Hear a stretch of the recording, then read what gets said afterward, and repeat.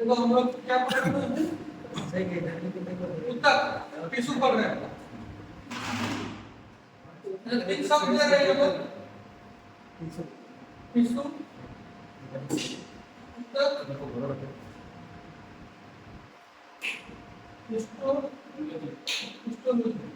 तीनों जो शब्द है किसने दिया? इसमें पढ़ाए थे। टिश्यू शब्द का प्रयोग सर्वप्रथम किसने किया? किसने दिया? उसका प्रयोग किया था बाइचेट।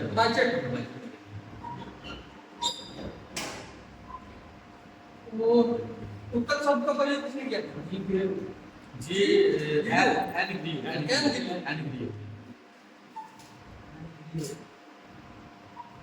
और हिस्टोलॉजी शब्द का प्रयोग सर्वप्रथम किसने किया? शब्द का प्रयोग हिस्टोलॉजी शब्द का प्रयोग मेरे ने।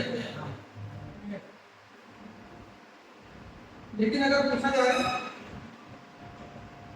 फादर ऑफ हिस्टोलॉजी किसे कहा? मार्सेलो मास्पिटी मार्सेलो मास्पिटी। मार्सेलो मास्पिटी फादर ऑफ हिस्टोलॉजी मार्सेलो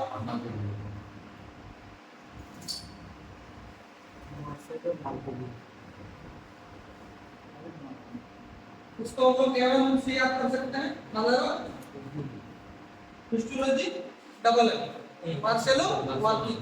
ये चार नाम हम लोग यहाँ पर याद रखना है सर्वप्रथम। उसके बाद उत्तर के बारे में सब डिटेल से पढ़ते हैं।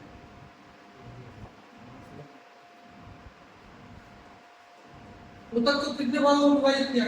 पहले दो भाग, पादप उत्तर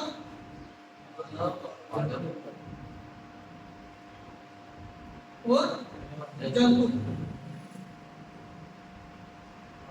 पादप में भी हम लोग अब डिवाइड करें दो भाग क्या क्या? स्थायी उत्तर स्थायी विभाजित हिंदी में बोले तो और स्थायी विभाजित विभाजित हाँ विभाजित। हाँ वही बात है, स्थायी और विभाजित वाला। अब स्थायी वाला में भी हम लोग पढ़ेंगे अलग अलग।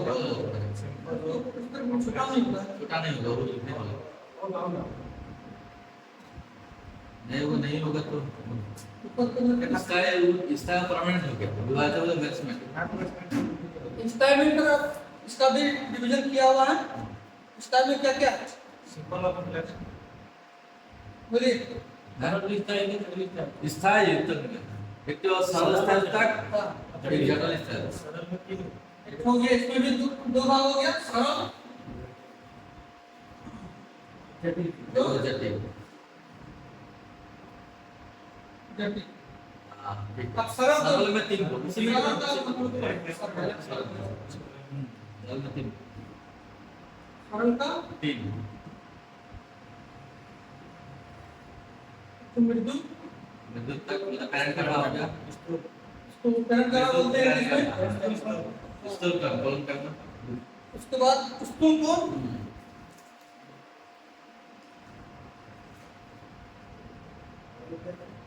दृढ़ दृढ़ देखो साइड में लिख दो पैरेंट का लिख दो तो छोड़ दो ऐसे याद है पैरेंट का कॉलम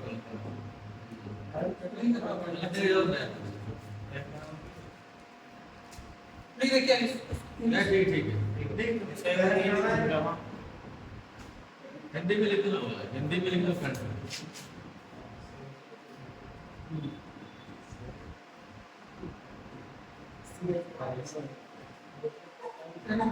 मत कॉलेज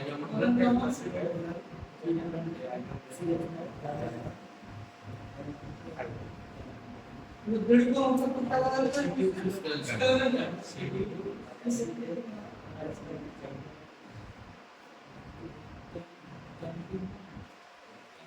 इसमें हम लोग तीन को पढ़े थे। इसका भी डिटेल्स चलो अभी पीडीएफ में निकाल के पढ़ लेंगे ज्यादा विद्युत तक है ना उसका डिटेल्स पढ़ना विद्युत है क्या सबसे पहले विद्युत तक है ना हाँ उसका डिटेल्स बताइए। ये इसमें कोशिका की समझाती होती है इसका क्या क्या डिटेल्स? इसका थोड़ा बता देना मुझे याद नहीं रहता इतना ज्यादा बताइए। उसमें समझाती को होता है हाँ नंबर 1 नंबर 2 था इसमें अवशिष्टकृत और पतली मिट्टी वाली होती है हो गया 3 नंबर में था क्या था वो इसके सेलुलर क्या नहीं पाया था हाँ इसके सेलुलर पर किसी भी तरह पदार्थ का जवाब नहीं इसमें कोशिका जब फटती है तो इसमें कोई भी इसका सेल वॉल में कोई भी टाइप का पदार्थ का जवाब जवाब नहीं नहीं होता 3 को हो गया और क्या था इसमें परिक्रमा में? मेन बात ये है, ये पौधे के भोजन संग्रह करने जड़, वाला पौधे के भोजन संग्रह करने वाले जड़ व तनों में पाया तलों में पाया था। यहाँ तो हो गया परिक्रमा। कुछ एग्जाम्पल था क्या इसका? हाँ कोई एग्जाम्पल था क्या? एग्जाम्पल वही पेड़ था, हाँ, क्या? आलू मूली और सरिया। आलू सीधा में हाँ, पेड़ था। आलू मूली सब। तनों में पेड़ आएगा, ये कहाँ पाया जाता है? तना और जड़ में। सीक्वेंस में चला दुकान आप बैठ जाए। तना और जड़ में पाया जाता है।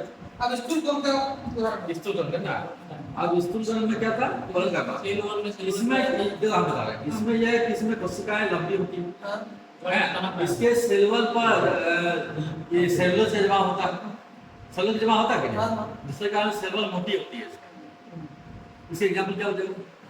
इसका एग्जाम्पल आम, कटहल, अच्छा, जामुन। इसमें जो है ना द्विबीजपत्री और ये हाँ ये द्विबीजपत्री के ये पाया जाता है। द्विबीजपत्री का जितना भी पेड़ पौधा है हाँ, इसमें यहाँ तक पाया उसमें पाया जाता है। ठीक है, चलिए उनका बोलना पड़ेगा। और पादपों में लचीलापन, हाँ, स्थूलपन इतना में लचीलापन खोल के देखो ये तीन को कर उसके बाद निकालना, तीन को कर उसके बाद निकालना। इसमें तो दोबारा रिप्लेस करें। ठीक है, अब दूसरे को उत्तर पे चले आते हैं। वीडियो को बता ये दीजिए। तो बता, इसमें कोशिकाएं जो होता है ना वो लंबी व पतली होती है, हैं? इसमें लिग्निन का जमा होता है सेलुलर पर। और क्या था इसमें? इसमें लिग्निन का जमा होता है, सुरक्षा प्रदान करता है। सोशल मार्ग लिग्निन प्राप्त करते मतलब जमा होते हैं वो हार्ड हो जाता है। इससे क्या होता है? सुरक्षा प्रदान करता हाँ है। और पेड़ के जो छाल रहता है इसी से हाँ इस पेड़ की सेल से बनता है। और क्या था? लिग्निन पाया जाता है। हाँ लिग्निन तो हो गया बोल दें। ये पत्तियों के वेनिस फलों की अवस्था तथा बीज का आवरण का निर्माण। हाँ वो बीज का अंकुरण होता है ना, वो बीज का फल का जो बीज रहता है उसमें जो हार्ड प्रदान करता है इसी तरह। ठीक है, ये क्या पढ़े? ठीक को पढ़े ना। आप थोड़ा पीडीएफ में घुसना, उससे पहले ये तो पढ़ लो जटिल वाला एक बार कर लो। उसके बाद इसमें घुसना पीडीएफ में घुस जाएगा। बाजार में सब पीडीएफ में घुसना।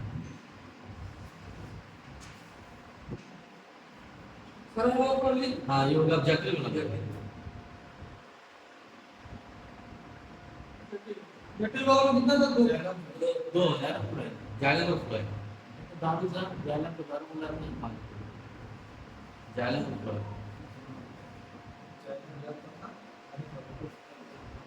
ठीक है। ठीक है। जालम को क्या कहा जाता है? ऊट। इसको ऊट भी कहा जाता है। डाबल डबल ऊट ऊट। आप बोले तो दारू नहीं। जालम को ऊट भी कहा जाता है। इसको उर्द भी कहा जाता है। डाबल डबल ऊट भी कहा जाता है। तो देखो, हाँ, इसका ये जो है चार कोशिकाओं से मिलकर बना है। हाँ ये हम बता रहे हैं। चार कैसे बोला? एक तो वेसल्स ट्रैकिड्स, जालन पैरेन्कामा, जालन फाइबर। वेसल्स, ट्रैकिड्स, जालन पैरेन्कामा, जालन फाइबर। ये तो लिख देते हैं ना। हाँ और वेसल्स और ट्रैकिड्स है ना, इसमें लिग्निन का जमा होता है। उसमें है ना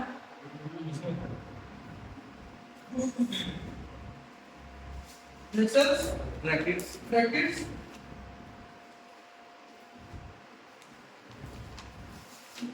ब्रैकेट्स, जालन पैरेन्कामा। जालन करते हैं ना। जाइलम का जालन करते हैं।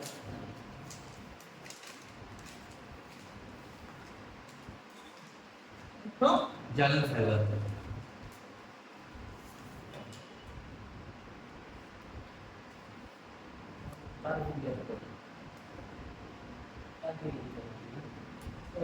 ये जो चार कोशिका है ना, देखिए सारा वो दिन नहीं आता ना बच्चों। हाँ छोटा ये हो गया। वेसल ट्रैकिड्स में vessels, brackets, xylem parenchyma, xylem fibre कोशिकाओं से चार कोशिकाओं से मिलकर ये जाइलम बना होता है। हाँ ये जो कि जटिल ऊतक का एक उदाहरण है। अब वो है ये उसका तो इसका उदाहरण वेसल ट्रैकिड्स में लिग्निन के जमा होता है। खा के देखो। हाँ वो यार। वेसल्स पैकेट में लिग्निन का जमा होता है। हाँ, इसके द्वारा नालीनुमा समस्या का निर्माण होता है। जिसे जाइलम कहा जाता है। हाँ नैलमा सर पर ये तो लाइन है। चले नहीं फिर से पढ़ाई सबका कई बहुत दिन में हाँ नहीं बिल्कुल निकालना पीडीएफ एक बार शुरू से करते हैं। उससे क्या दिमाग में बैठ जाएगा। शुरू तो नहीं हुआ था नहीं आया। अब पोलम तो ऐसे मुंह में बता दीजिए क्या क्या था। चार कोशिका बताइए। वरुण तुम बता।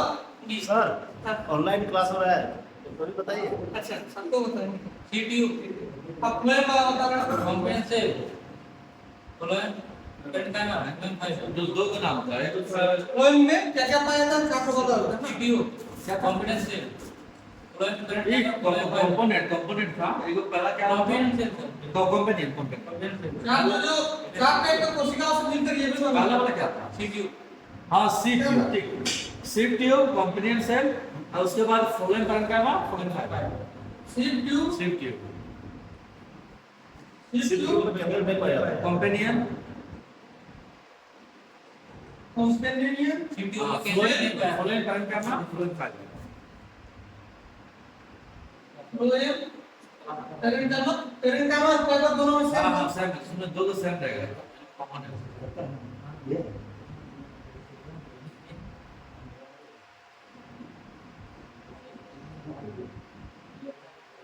अब फ्लोएम फाइबर। जाइलम और फ्लोएम दोनों चार चार कोशिकाओं से हाँ, मिलकर चार चार ये याद रखने वालों कि ताकि पूछ देगा अगर सिव ट्यूब किसमें पाया जाता है। ये फ्लोएम कोशिका में पाया जाता है और सिव ट्यूब में एक तो हम लोग पढ़े थे इसमें क्या नहीं पाया जाता है, केंद्रक नहीं पाया जाता है। और कुछ है क्या सीपीयू? उसके बाद फ्लोएम के द्वारा पत्तियों में निर्मित भोज्य पदार्थ के विभिन्न पौधों के विभिन्न भागों में पहुंचाया जाता है। जैसे जाइलम में हम लोग क्या पढ़े, जो जड़ से खनिज पदार्थ और जल को पूरा पेड़ में पहुंचाया जाता है, पूरा पौधा में। उस तरह फ्लोएम का क्या क्या काम है, जो पत्तियों में भोजन तो बनता है ना, उसको सारे पत्ता संश्लेषण द्वारा पत्तियों में भोजन बनता है, उसको पेड़ के विभिन्न पेड़ के विभिन्न भागों में फ्लोएम द्वारा उस खाना को पहुंचाया जाता है। फ्लोएम का वही अब फ्लोएम ये चार कोशिकाओं से मिलकर बना है। CPU component cell, phloem fibre, phloem parent. Sir ये याद है आपको? वो तो যে জাইলেম ফাইবার ওটা আছে जाइलम में क्या क्या पढ़े हम लोग? जटिल में दो उदाहरण, जाइलम और फ्लोएम। जाइलम के अंदर vessels, packets, xylem parenchyma, xylem fibre. अबे काम करो, पीडीएफ निकाल दो। मीडियम निकालते हैं और फ्लोएम के अंदर सिप ट्यूब, हाँ कंपेनियन सेल, फ्लोएम पेरेंकाइमा। हाँ, चलो यहाँ हो गया। अब दोनों का काम तो बताइए। हाँ, जब एक का जाइलम का क्या काम था? जल तक जल जल और खनिज पदार्थ का जड़ों से पूरा पौधा में पहुंचाना। और इसका ये मेंशन है ये सेल कहां पाया जाता है खासतौर पर ये नहीं, ये पूरा उससे मिलके बना, पूरा उससे मिलके। और जाइलम जो बनता है ना, जाइलम जो बनता है कोशिकाओं के बीच इसका जमा हो जाता है, लिग्निन का लिग्निन का जमा हो जाता है, जिससे नली वही तो बेसिक पैकेट्स में इनका जमा नली नुमा एक पदार्थ बन जाता है, जिससे ही हाँ पूरा जल और खनिज का परिवहन होता है। लेकिन इसका सेल नहीं होता, क्या इसका सेल नहीं होता, सेल नहीं, केंद्रक नहीं है। केंद्र में होता है। ये जीव का केंद्र में इसका केंद्रक नहीं होता है, इसमें सीपी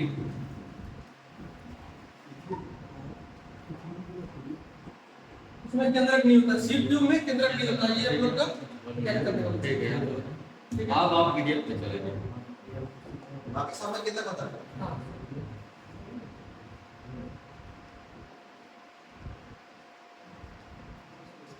कौन बोला था? देखो ना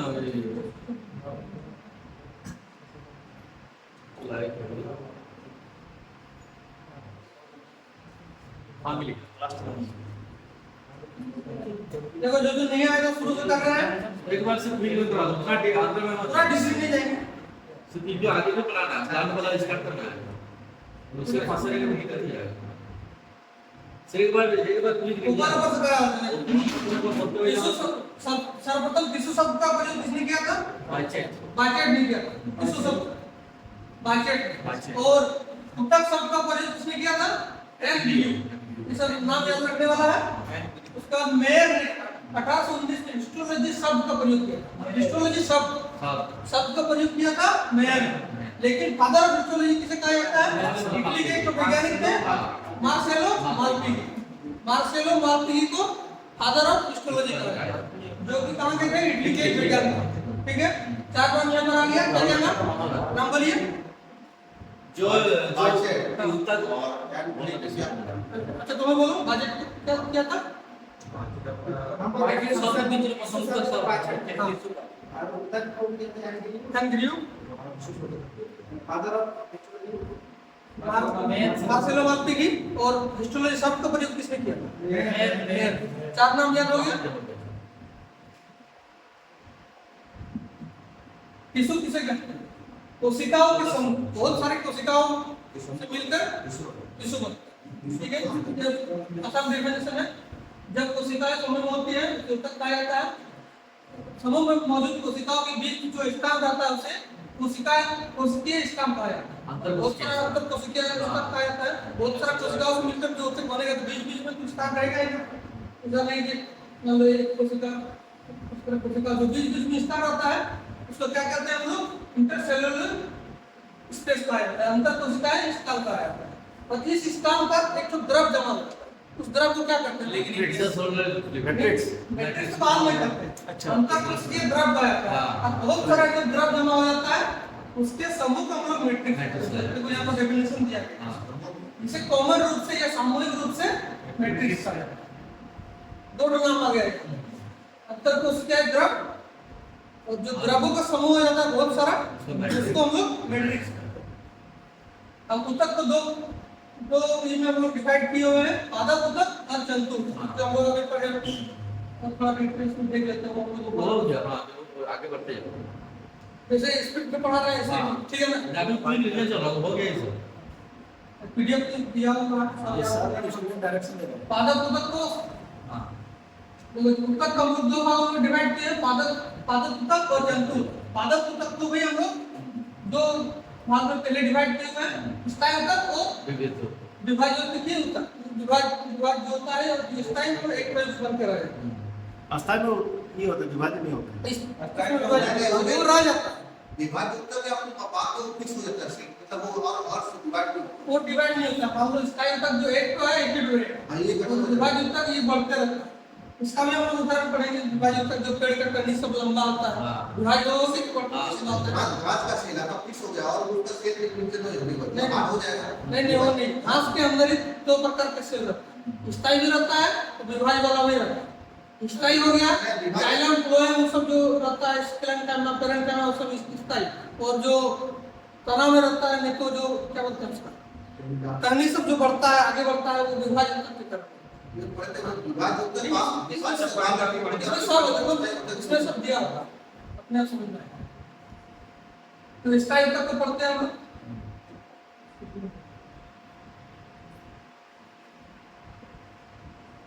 स्थायी ऊतक परमानेंट। इस प्रकार के ऊतक में कोशिकाएं विभाजन नहीं है, कोशिकाएं फिक्स रहती है। ये दो प्रकार के होते हैं। स्थायी ऊतक भी हम लोग दो प्रकार के पढ़ेंगे, सरल ऊतक, सरल स्थायी ऊतक और जो जटिल स्थायी ऊतक। अब सरल का भी हम लोग तीन भाग में पढ़ेंगे। सरल स्थायी ऊतक को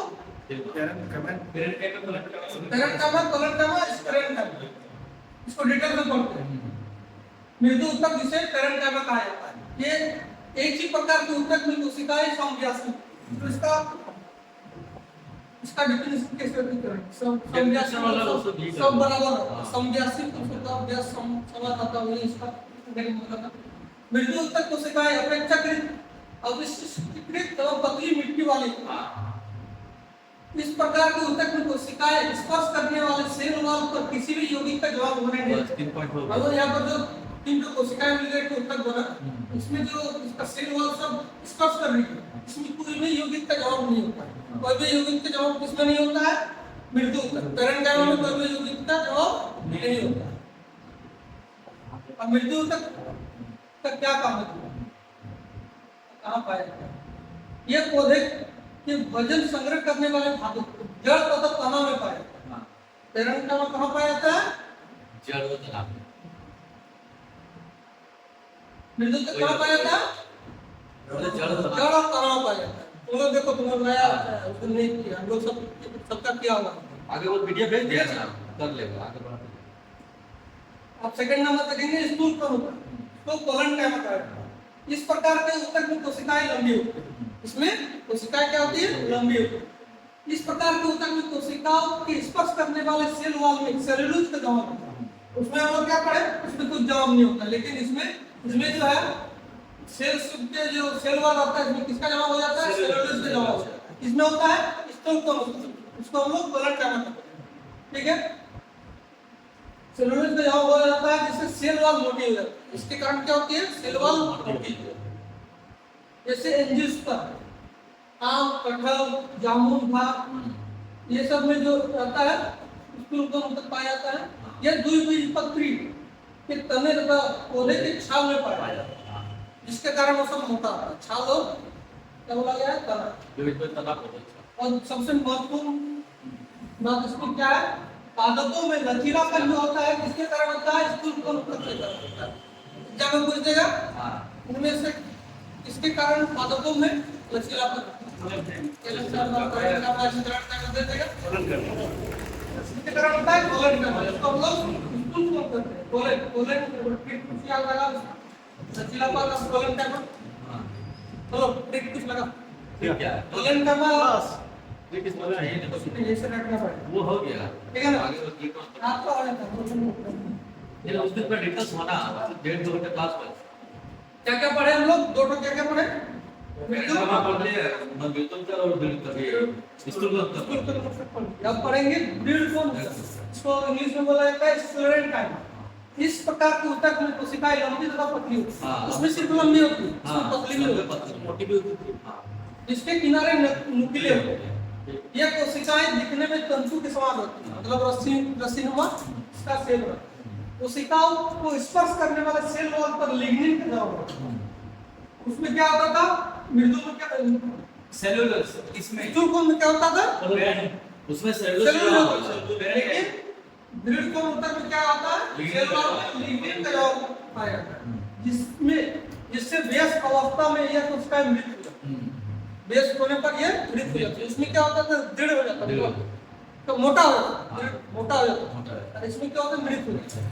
व्यस्क होने पर परगड़ पड़ लेते हैं, कंफ्यूज होते हैं। कोशिकाओं को स्पर्श करने वाले सेल वॉल पर लिग्निन का जवाब होता है, इसमें दृढ़ कोण होता है, जिससे व्यस्क अवस्था में यह कोशिकाएं मृत हो जाती है। दृढ़ से नाभि आप सारा भाग तय यह पौधे के विभिन्न अंगों को सुरक्षा प्रदान करने का कार्य करता है। क्या करता है? सुरक्षा देता है। कौन? दृढ़ कोण। यह पत्तियों के वेनिस, फलों की अवस्था तथा भित्ति बीज का आवरण पर निर्भर करता है। क्या करता है? लेकिन बीज का जो छाल रहता है मोटा बनता है, किसके कारण होता है? ये दृढ़ जो होता है के कारण ही बीज का जो मोटापन आता है ऊपर में जो छाल मोटा जाता है, इसी कारण यह बीज को कठोर कवच तथा नट्स में पाया जाता है। ये बीज के कठोर कवच तथा नट्स में नारियल में पाया नारियल के छाल, हम लोग जो बेर का बीज देखते हैं, आम का जो बीज देखते हैं, जो बीज के साइड में आवरण रहता है कठोर हो जाता है, किसके कारण होता है? इसी कारण सन का बता इन तो पढ़ लिए। क्या क्या पढ़े? हो गया आप देखो तो नहीं गया नहीं, बार रिवीजन करने से तो बोलो क्या क्या पढ़ती हैं? पीसीएस पेरेंट में कोलन में स्केलेटन पेरेंट में कुछ नहीं उसका ये होता है, लेकिन कोलन में सेलुलोज होता है। सेलुलोज होता है। हां, और उसके बाद स्केलेटन में लिग्निन लिग्निन होता है। ये क्या होता है? लिग्निन के कारण उसमें व्यस्क होने पर ये मोटी मृत हो जाती है। ठीक है, अब हम लोग पढ़ेंगे ये सरल वाला पढ़ लिए ना, अब जटिल कॉम्प्लेक्स। इसका निर्माण विभिन्न प्रकार की कोशिकाओं से मिलने से होता है। इसलिए होता है विभिन्न प्रकार के, उसमें एक ही सेल पाया जाता है, लेकिन इसमें 4-4 सेल मिलकर ये ऊतक बनाया गया। कॉम्प्लेक्स परमानेंट टिश्यू, इसमें दो भागों में डिवाइड किया गया है इसको, जाइलम और फ्लोएम। पहले जाइलम को पढ़ते हैं। जाइलम, इसे उड भी कहा जाता है। उड किसे कहा जाता है? जाइलम को उड कहा जाता है। यह नलिकाओं के समान संरचना होती है, इसमें नलिका संरचना होती है, नलिका। ठीक है, इसका निर्माण 4 प्रकार की कोशिकाओं से मिलकर होता है। क्या क्या? वेसल्स, रेडिक्स, जाइलम पेरेन्काइमा, जाइलम 3-4 बार बोलो याद हो जाएगा। वेसल्स, रेडिक्स, जाइलम पेरेन्काइमा, जाइलम बेसिल्स तथा ट्रैकिड्स में लिग्निन का जन्म होता है। इसमें भी लिग्निन का जन्म होता है, जिसके द्वारा नलीनुमा संरचना का निर्माण होता है, जिससे जाइलम मेनली किससे बना जाता है? किससे बनता है? हम लोग तो 4 चीज पढ़े, लेकिन 2 चीज से ही जाइलम बनता है। वेसल्स और ट्रैकिड्स। इस सब में जब लिग्निन का जन्म होता है नली नुमा संरचना बनती है, जैसे जायलम करते हैं। जैसे जाइलम का है। ठीक है, जड़ द्वारा अवशोषित जल तथा खनिज लवण को जाइलम द्वारा पत्तियों तक पहुंचाया। तो पेड़ को उदाहरण रहा, इसका जो जड़ रहता है, जड़ पूरा पौधा में जो फैलता है किसके द्वारा फैलता है? जाइलम के द्वारा ही।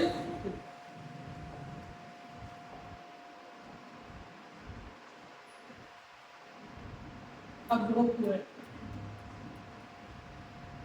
इसका निर्माण विभिन्न प्रकार की कोशिकाओं से होता है, जिस प्रकार वो भी बनता था 4 टाइप का कोशिकाओं से, ये भी बनता है।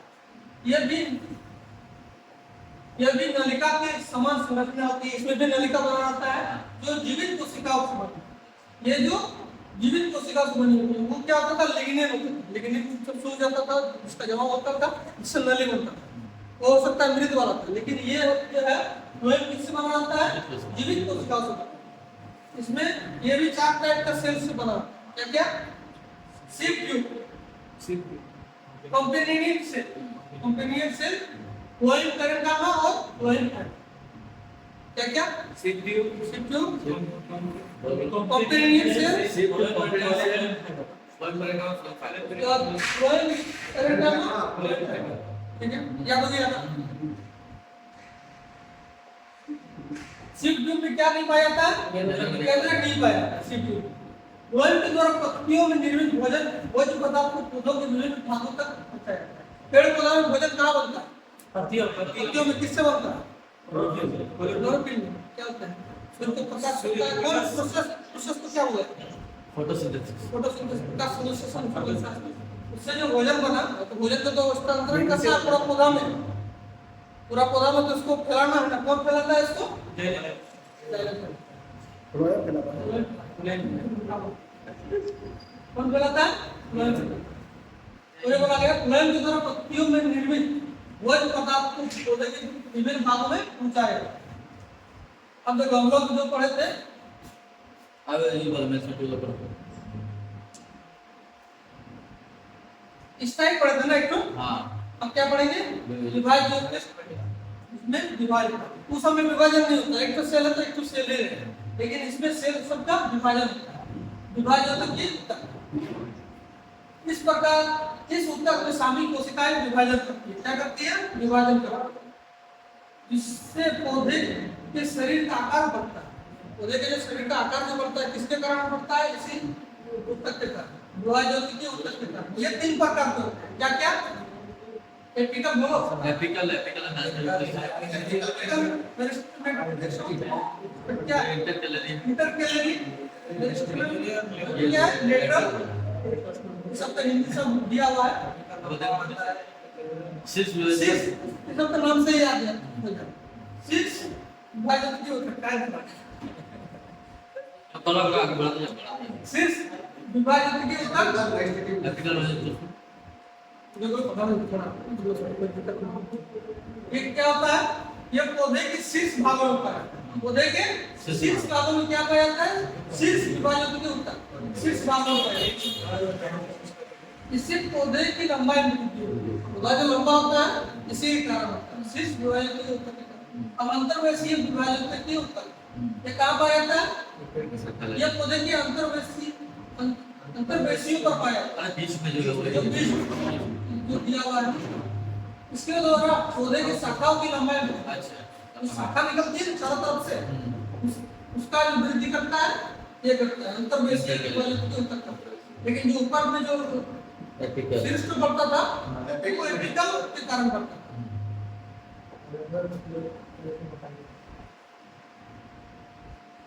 अब देखो पार्श्व विभाजन के उत्तर यह पौधे की जड़ों तथा तनों के किनारों पर पाया जाता है।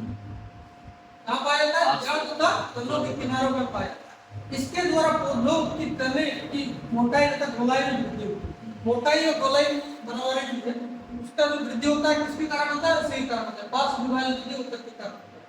पेधा तथा कर पेधा पार्श्व विभाजन की विभाजित का उदाहरण क्या? उसका उदाहरण दिया लेकिन सभी हो जाएगा। जितना पेड़ पौधा बढ़ता है सब उसी के कारण बढ़ता है। इसमें सिर्फ 2 एक उदाहरण दिया गया। क्या उदाहरण दिया गया है? पेधा और कर पेधा। ठीक है, परीक्षा दृष्टि से हम लोग कुछ इंपॉर्टेंट पॉइंट पढ़ लेते हैं। उत्तकों को अध्ययन तो क्या कहा? हिस्टोलॉजी। फादर ऑफ हिस्टोलॉजी कौन? वाल्मीकि। और हिस्टोलॉजी शब्द का प्रयोग सर्वप्रथम किसने किया? मेयर 1819 में। Father of histology Marcelo Valmiki. पौधों की लंबाई में वृद्धि किस ऊतक के कारण होती है? ऊपर में जो रहता है शीर्ष विभाजित ऊतक कैम्बियम तथा कॉर्क कैम्बियम किस प्रकार के ऊतक के उदाहरण हैं? हाँ वही था पास हुआ था इसलिए दे दिया गया है कि नाम तो बड़ा डिटेल है। कॉर्क का पूरा देखा ना? कैम्बियम तथा कॉर्क कैम्बियम इससे होता है ये पार्श्व विभाजित ऊतक का ये उदाहरण है। और छाल से बनता है, पेड़ का छाल होता है ढक्कन। अभी नहीं, पहले के जमाने में। पहले होता था कॉर्क, लेकिन अभी जो वाइन बनता है ना शराब टाइप के होता है उसमें ये ढक्कन का यूज होता है, कॉर्क का छाल से यूज होता है। द्वितीयक वृद्धि सेकेंडरी ग्रोथ इसके विभाजन से होता है। देखो ये इंपॉर्टेंट टॉपिक है जो यहाँ पर हम लोग नहीं पढ़े। द्वितीयक विभाजन को कैम्बियम तथा कॉर्क कैम्बियम के विभाजन से होता है। द्वितीयक वृद्धि, द्वितीयक वृद्धि किसके विभाजन से होता है? कैम्बियम तथा कॉर्क कैम्बियम के विभाजन से होता है। चालनी नलिकाएं कहाँ पाई जाती है? तो छाया में था किससे बनता था? से नहीं बनता क्या चालने लगा है सीट किससे बनता सिर्फ है ट्यूब और ट्यूब वो तो पार्ट है प्लेट पार्ट है, हाँ। लेकिन ये जिंदा रहता है। हाँ केंद्रक पाया जाता है इसमें नहीं पाया केंद्रक नहीं पाया हाँ केंद्रक नहीं पाया सिर्फ ट्यूब में नहीं पाया। हाँ लेकिन जो हम लोग पढ़े फ्लोएम का जो जितना भी कोशिकाएं सब क्या रहता था? जीवित रहता था। हाँ जीवित कोशिका कर पौधों में भोज्य पदार्थ किस ऊतक में आइए अच्छा विषय है अच्छा एकत्र कहाँ होता है? हाँ पौधों में भोज्य पदार्थ किस ऊतक में एकत्र होता है? भोजन जो लोग किया पौधों में जो एकत्र कहाँ हुआ? निकल बिंदु पैरेंट काइमा में इसका क्या होता है?